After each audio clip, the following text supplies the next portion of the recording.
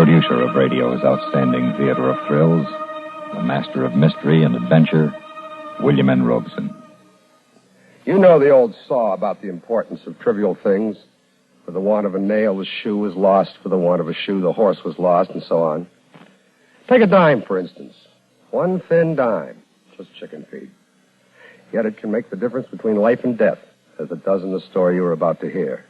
Listen, then, and ponder on the potential dimensions of trivia as Lloyd Bridges stars in Chicken Feed. Now, Mr. Lloyd Bridges in Chicken Feed, a tale well calculated to keep you in suspense.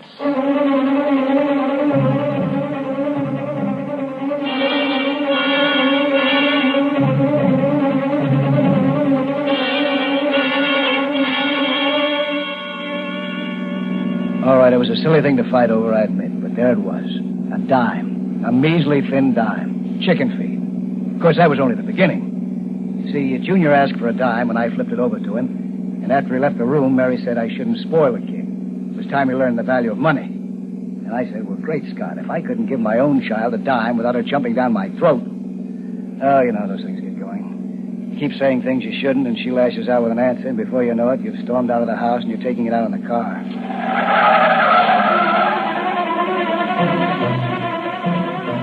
50 miles cooled me down a little, but not much. I automatically slowed up when I came to the sign, "You are now entering Lansing, California. Go slow and see our town. Go fast and see our jail." Everybody knew Lansing. A speed trap, a tough town. Driving at a normal speed through the quiet Sunday street gave me time to think of something besides the biting words Mary and I had slugged at each other. I pulled up at a little cafe next to the police station.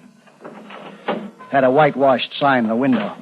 Best cup of coffee in town for 10 cents. How'll you have your eggs this morning, Sherlock? Same as always, and no piece of scotch with a fried potato. I resent that, Officer Brady, and what's more, my whole family resents it. 2 over easy, Sam. Heavy on the fried. What's yours, mister? Coffee, please. Coming up. Here you are. Say, Officer Brady, how's your stop order? Phillips, they're coming for him in the morning. Think you'll be able to hold him till then? He got out of that Bennington jail like a paper bag. Don't worry, sister. Listen to what happened here while I sip my coffee. Best cup of coffee in town for a dime. That reminded me of our argument over a dime. That's about all a dime's good for, I guess. Cup of coffee, newspaper, phone call. There's a stack of the local papers nearby, and I pulled one over to look at it. This Phillips was on the front page. Bank robber. Killed the teller. He had a face I wouldn't want to run into close. After a while, the hot coffee cut through the icy core of resentment I'd carried out of the house with me. Maybe I'd been at fault as much as Mary. She wasn't the only one who had a bad temper. On a sudden impulse, I left my coffee and went over to the phone on the far wall. I heard the dial tone, then I fished in my pocket for change. It was empty. Say, miss, could you change $1 for me? I want to use the phone. Yes, sir. What's the matter, mister? My wallet, I seem to... look, I'll be back in a minute, huh?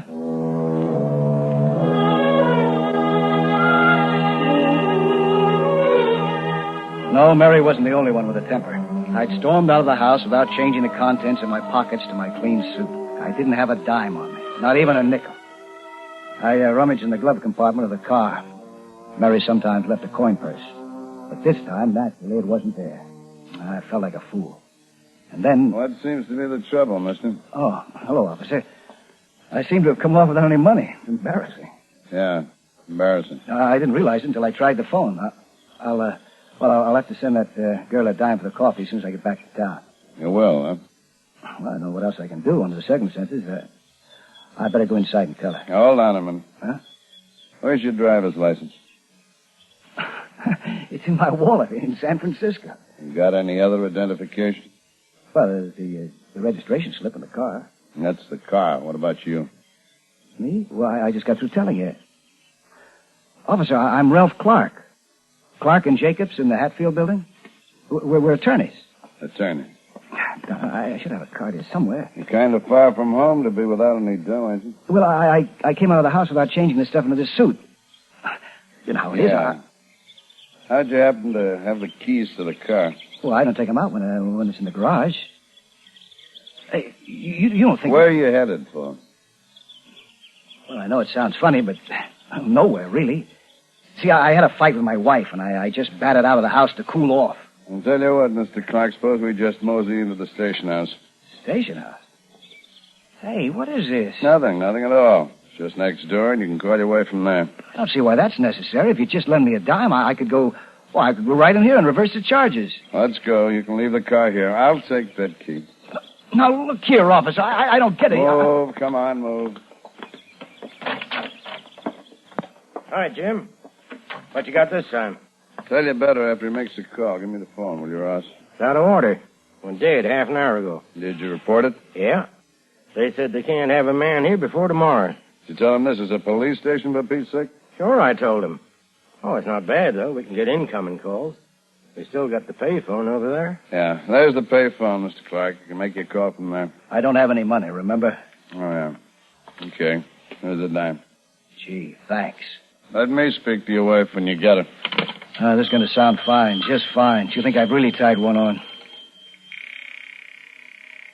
Operator. I want to call San Francisco. Geary 49978. And reverse the charges, please. Thank you. Your number, please. This is 460.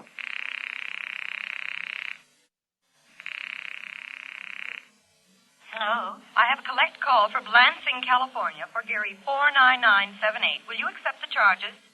Lansing? Well, I don't know It's me, Mary. Take the call. Oh, it's you, is it? What do you think you're doing 50 miles? Will you accept the call, madam? I should say not the Mary! very idea. Mary, wait, hey. I am sorry. The party will not accept the call. Look, operator, get it back, will you? This is important. I will ring them again. Thanks.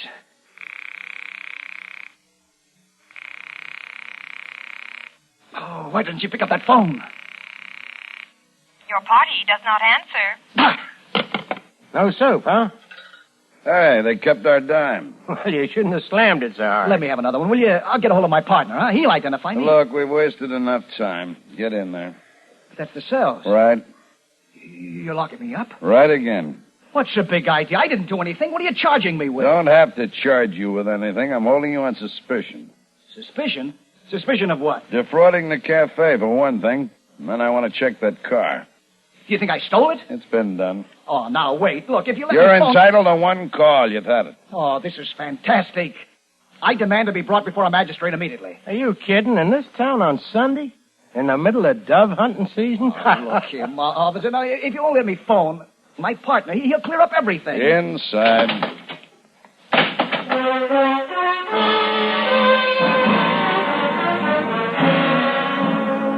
It was one big room. Along one side of it ran 3 barred cubicles, each just large enough to hold a bunk. 2 of the cubicles were opened, and the occupants, a couple of sodden, bleary-eyed drunks, lounged in the open space on a wooden bench that was the only furniture. A sickening odor cut through the disinfectant smell of the place. Welcome to our jail. Stink pot of the Santa Nueva Valley, eh, Slim? You said it. What's your beef, chum? Suspicion. Can you feature that? Suspicion. And they won't even give me a dime to phone. You mean you ain't even got a dime? No, you see, I, Yeah, that's too bad. Ain't it, Pete? Sure is. Wish we could help you out. Well, maybe we could at that. Hey, have you got a dime? Well, sure. I got 2 of them. Will you lend me one? Just one. I'll pay you back. I'll send you $10 just as soon as I can get out of here. Well, what's it worth to you, chum? I just told you, $10. Yeah, I know. Pie in the sky, though. What's it worth now? I mean, I can get me a pack of smokes with 20 cents. Give you a dime, I can't get me nothing. You got any smokes on you? No, I wish I had. I left everything in the pockets of my other suit, but... Oh, my wristwatch. Why didn't I think of that before? Well, what's the matter with it? There's nothing. Nothing's the matter with it. It's worth $50. Here, you look at it. It's yours for 10 cents. For one thin dime. Look, what can you lose? There must be something wrong with it. Is it hot? Hot? You mean stolen? Of course not. Well, what you offering it for a dime for? I want to get out of this filthy place. Oh, you don't like our company, is that it? If you want to put it that way, no, I don't. Hey, what do you think of that, Pete? That man, he don't like our company. We don't smell good to him or something. Well, now, ain't that just too bad? What do you think of that, Mr. Phillips? He don't like us. Have you got any dimes, Mr. Phillips?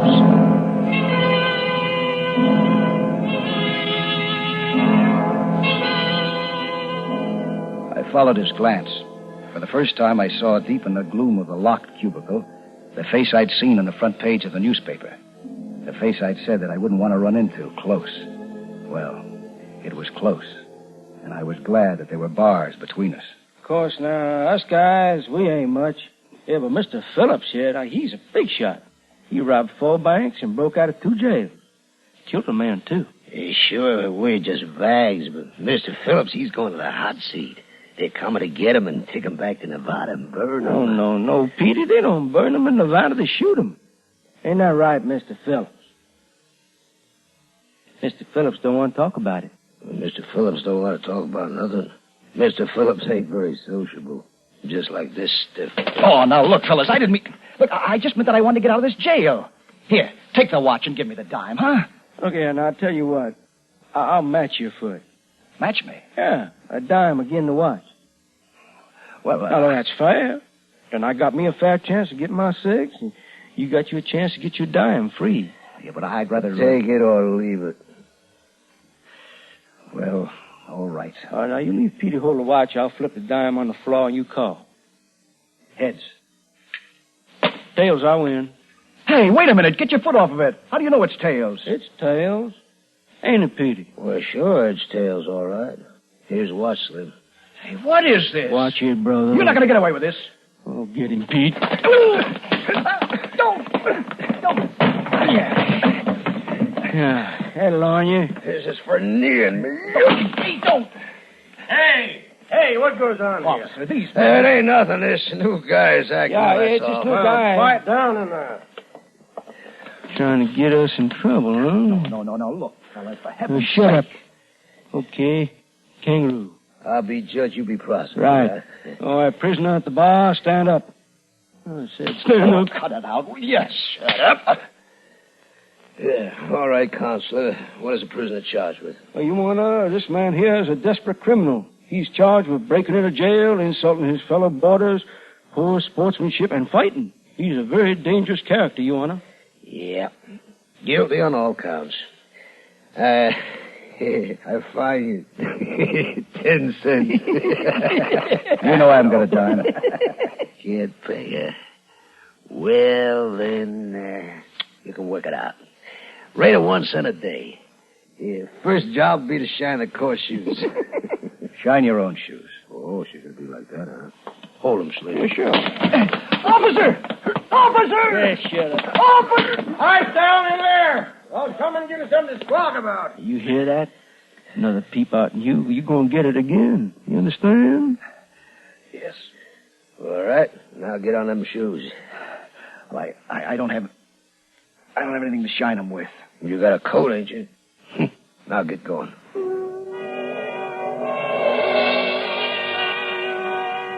The next hours were unadulterated agony. It was unbelievable, the filthy, inhuman jobs they could think up for me to do. It was frightful. And with every move I made, I could feel the glittering, steely eyes of the silent man in the locked cage, following me, weighing me. Finally, when they couldn't think of anything more, they forced me to stand at attention, looking right into Philip's cell. They couldn't see his face. It was too close to mine. But he winked at me and nodded his head as though it were a signal. And then his 2 huge arms came through the bars and thrust me, reeling, across the cell. I fell and hit my head. That's all I remember.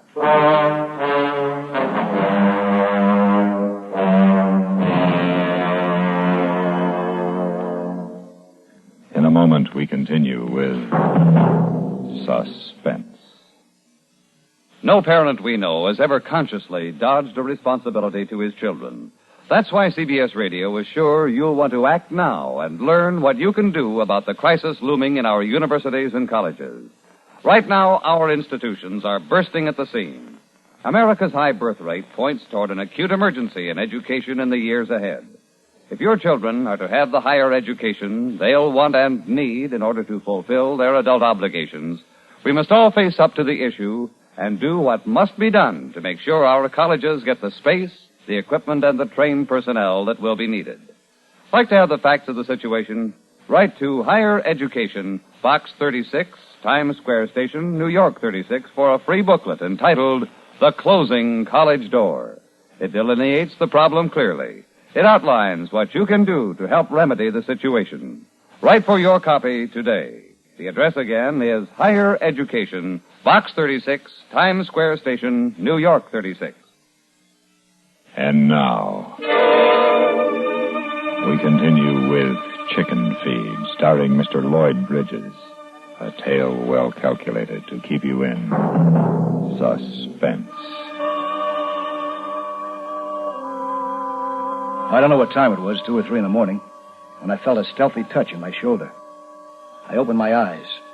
I was still on the stone floor, and Phillips was bending over me, holding a revolver. I started to speak, but he clapped a hand over my mouth. Shh, you fool. You want to wake them punks. Get up quick and be quiet about it. I glanced quickly at Phillips' cell. It was open, and so was the door to the corridor. He pushed me out and locked the door behind us. In his office, bound and gagged securely to his desk chair, Sergeant Ross glared at us. The empty holster at his side told where Phillips had got his gun. Here. Which is the key to your car? This one. Okay. Take it and let's move.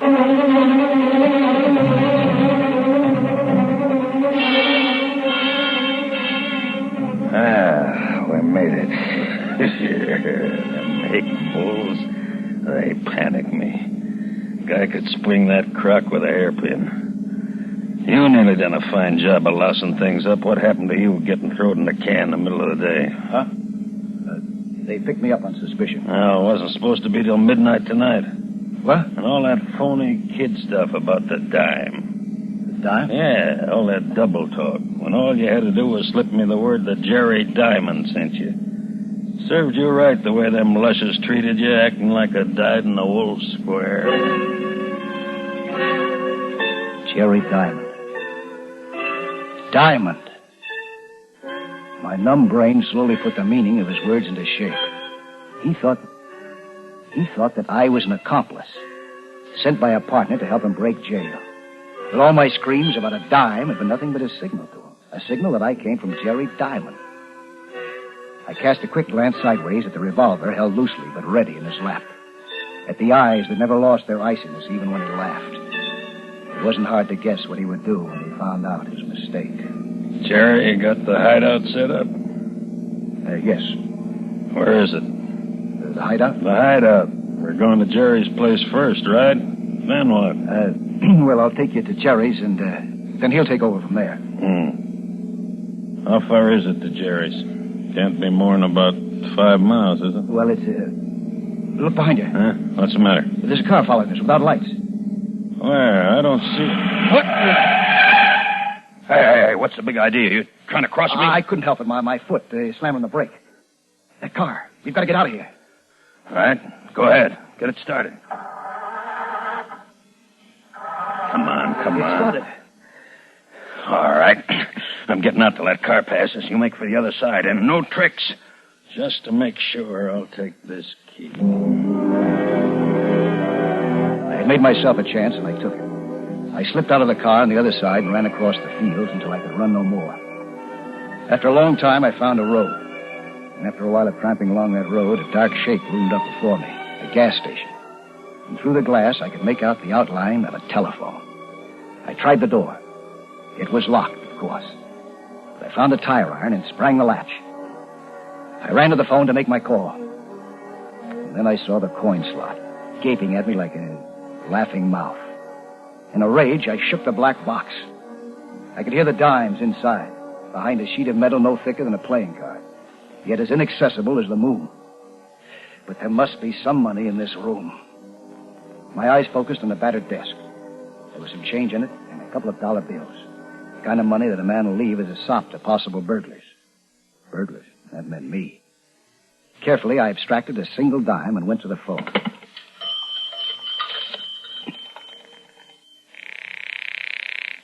Number, please. Get me San Francisco. Fillmore 33265. It's Morris Jacobs. Tell him this is his partner, Ralph Clark, and ask him to accept the charges. Thank you. There's an interruption on the line, and there may be a slight delay, sir. Will you hold on, or shall I ring you? Yeah, I'll hold on, but hurry, operator. It's important. One moment, please. As I waited, a glint of light pulled my eyes away from the phone. Far down the road, the headlights of a car joggled over the rise and aimed toward me. It was the first car to come by since I'd hit the road. It might be a stray, a farmer starting out before sunup, but I couldn't take the chance. Hastily, I hung up the receiver, closed the cash drawer, and snapped the lock on the door. Then I crouched beneath the desk, and not a moment too soon. Open up! Hey! I've tried to wake this character before. Sleeps like a dead man. Especially if he's back on the bottle again. We'll get him up. Hey, Jerry! Then I heard the creak of bed springs from the rear of the station. The light appeared under an inside door. It opened, and two hairy barefoot legs under a flannel nightgown came through and made for the front door. Who is it? Brady and Ross, up and up. You're a fine bunch of cops running out of gas in the middle of the night. Come on in. It's chilly with the door open. It ain't gas, pal. Phillips broke jail. Huh? How'd he do it? Well, there was two of them. He had an accomplice. Said he was a lawyer. First thing I know, I'm looking into the muzzle of my own gun. You know, they say Phillips used to work for Houdini once. All right, Ross, we don't have all night. Point is, we found their car abandoned on the road back of Ferris's hop field. Ran out of gas. They can't be far away. Yeah, there was a big reward for Phillips after he broke jail at Bennington, wasn't there? Yeah, $1,000. Say, Jerry, you know him, don't you? You were in the Bennington pokey when he made that break. What was it, a drunken disorderly or something? Yeah. Yeah, had me a little too much and broke a window in the general store. We were roommates for the night. I was pretty scared. How'd he do it, the break? I don't know. I was sleeping at all. $1,000 reward, huh? Man could do a lot with $1,000. Not dead, he couldn't. Don't you go getting any ideas now. That Phillips is a killer, and so's his partner, most likely. Well, I ain't exactly helpless myself. Got a nice little feller on my side. Now, you take my advice, chum, and put that gun away. They show up here, you talk soft, and let us do the capturing. Sure, I'll play safe. We'll be going. Just wanted to alert you, Jerry. Yeah, thanks. So long, boys.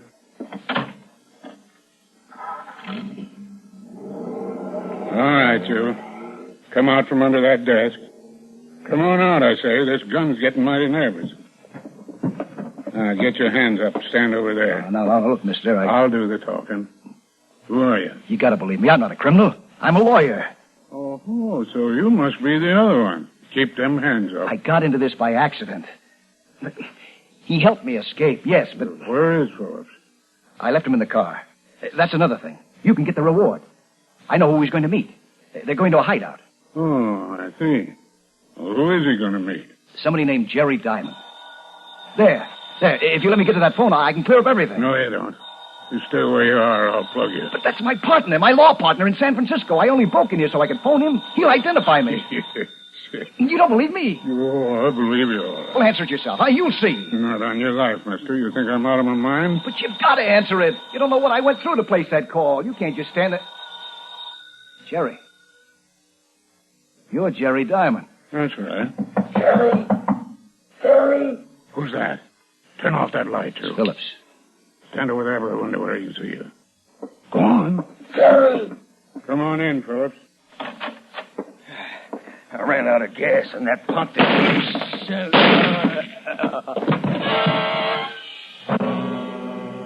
It happened so fast that for a moment I had no reaction at all. None. I just watched it. Watched Phillips holding his chest with both hands. Watched that giant body twist convulsively on the floor and then lie still. Watched Jerry bend over him and then straighten up. Then as he turned grinning, my emotion, my feeling came back. And what I felt was seething, overpowering rage, fury. Everything I'd been through this night. It was like a boiler that had to burst. Dead or alive. I just made me $1,000. You foul, stinking old man. Huh? You're worse than he is. Shut up. Maybe I'll get a reward for you, too. A small one. I could feel the bullet land on my side, just below the bell. The avenues of pain spread out like the cracks in a hammered window glass. But somehow, strangely, it didn't stop me. I kept moving toward him. He backed away, surprised. He was aiming for another shot when we grappled. I got the gun, and he got my throat. I slumped. I held onto his hand that was holding the gun. I wouldn't let go. And as he fell backwards into the chair, I was on top of him. And as we threshed around there on the floor, I brought his hand up suddenly and smashed the gun into his face. And then he lay still. I listened to his heart. was all right. He was all right. Then I realized that I was all right. Yet he'd shot me, hit me. I should be lying there on the plank floor instead of that grotesque heap in the shapeless flannel nightgown. I felt my side where the bullet had struck. Brought my hand away. There was no blood on it. There should be blood. Touched the spot again. I fingered the contour of something small and hard and round. I pulled it out of my watch pocket. A dime. A dime. The 10th part of $1. All a man needed to buy a cup of coffee, to make a phone call, to pay a fine in a kangaroo court, to save his life. And I'd had it all the time. I had had it all the time.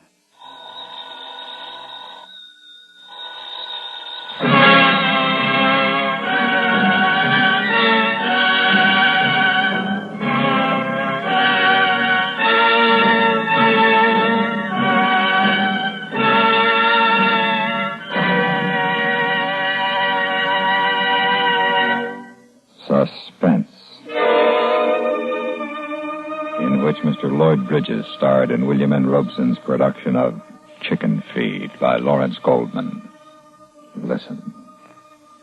Listen again next week when we bring you Francis Lederer in Escape to Death, another tale well calculated to keep you in suspense.